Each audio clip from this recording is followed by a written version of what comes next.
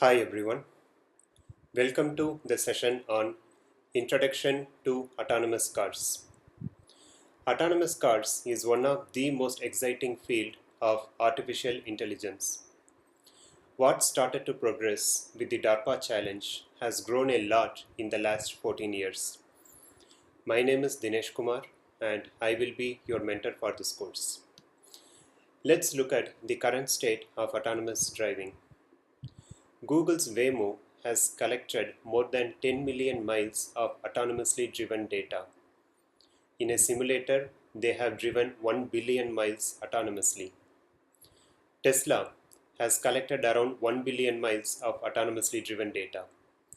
Most of the companies in automobile industry like Mercedes-Benz, Audi, Nissan, and many others are investing a lot to ensure autonomous driving is made a successful reality. What are the benefits of autonomous driving? One of the studies says that over the next 10 years, autonomous driving will be able to save around 10 million lives. There has been a time wherein someone who is able to save multiple lives is considered a hero.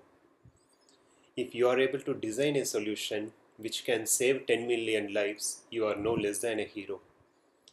There are a lot of other creative benefits that people are throwing out. You may not need a lot of parking lots. If the autonomously driven cars are serving customers most of the time, they may not have to be parked most of the time, and you may not need so many parking lots. There may not be so many traffic jams in future if we are able to solve the problem of traffic jam. Even the real estate market could possibly get disrupted. If the problem of commutation is totally solved, people may not want to live inside city limits. They could very well choose to live on the outskirts, enjoying the nature, and whenever they want to work, they can always call a self-driving car which will take them to where they want to go, and they don't even have to drive.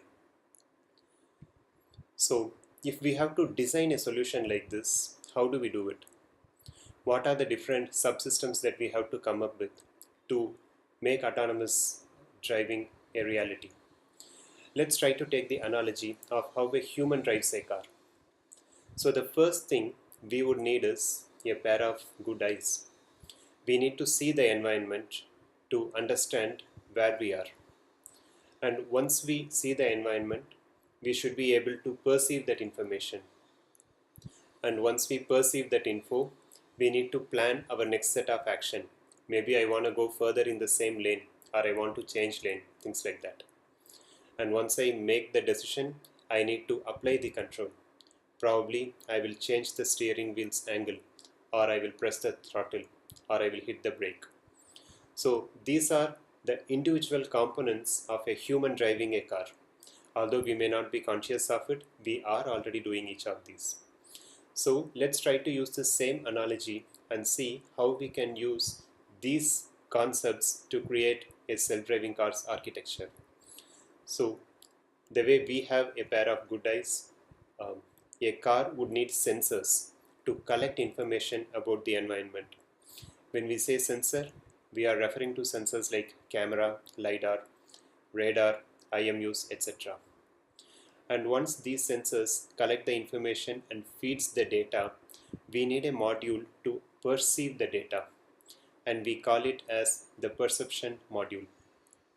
This module is going to make meaning out of the data that has been received, and this is fed as an input to the next module, wherein we are going to plan the next set of action. We would try to predict what the other objects in the environment are going to do, and based on that, what we have to do next. And once we decide on our planning, we need to apply the controls. Control is something like hitting the brake or hitting the throttle, things like that. So let's look at each of these modules to understand the architecture of self-driving car. The first module is sensor. The three most popular sensors are camera, LiDAR, and radar. LiDAR stands for light detection and ranging, and radar stands for radio detection and ranging. So why do we need multiple sensors? The main reason is every sensor has its own strengths and weaknesses. We are trying to fuse the strength of each of the sensors to ensure we are able to get maximum information about the environment in which we are. For example, for a camera, the resolution and noise are its advantages. We are able to get pretty much higher resolution of information about the environment through a camera. And the size of the camera is much smaller. If you take a LiDAR, if you want to get information for a long distance, say Google's Waymo is able to perceive data for a length of 3 football fields, and it is able to do that with the help of LiDARs.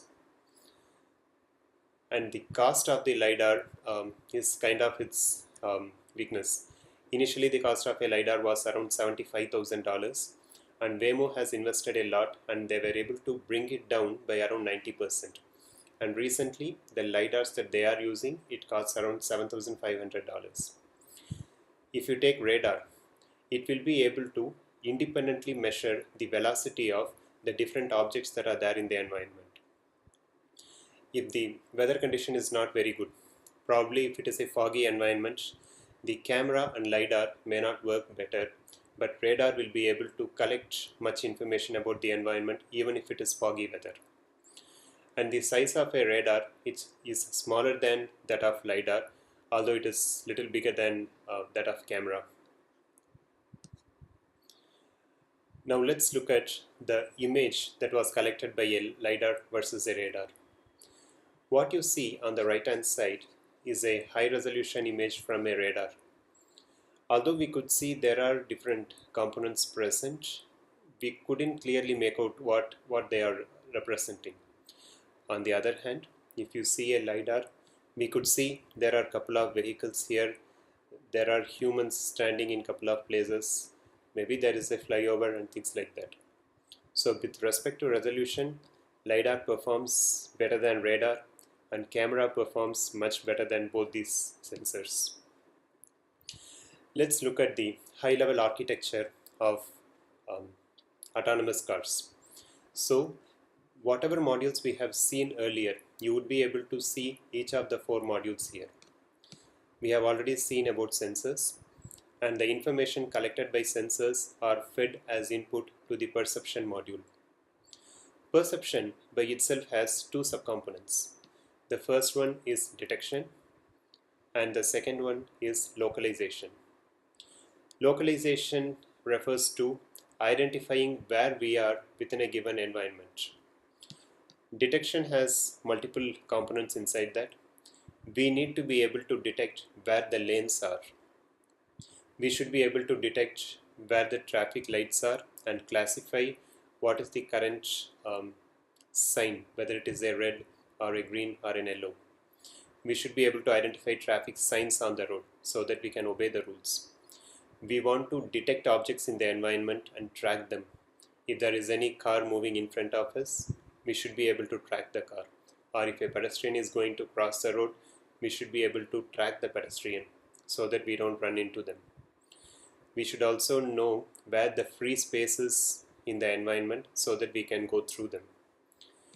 The output of the perception module is fed as an input to the planning module.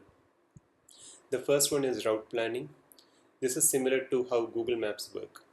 If you say this is my source and this is my destination, Google Maps is going to tell you the route you have to take to reach the destination. The next is prediction. This module enables us to predict what the other objects in the environment are going to do in future, maybe in the next couple of seconds. Once we predict what the other modules are going to do, we need to decide what should be our set of action, and that is covered under behavior planning. And we also need to design a path that we have to follow. Say behavior planning says I need to change lanes. We don't want to change lane with lot of jerk. It has to be a smooth curve. Such details are covered under trajectory planning. And once the planning module identifies the trajectory to be followed, we need to talk to the autonomous car and ensure the car follows the path that we have planned. and there are a couple of controls which are famous in the industry. The first one is PID controller, and the next one is model predictive controller, and there are a couple others too. So at a high level, these are the different submodules that we are going to be looking at, and in this course we are going to work on a lot of these projects as well. These projects are going to be pretty interesting and it is a lot of fun. I'll wait for you to join with me on the future set of courses, and we will discuss about each of these projects and a lot on self-driving car. I will see you soon in the next class. Thank you all.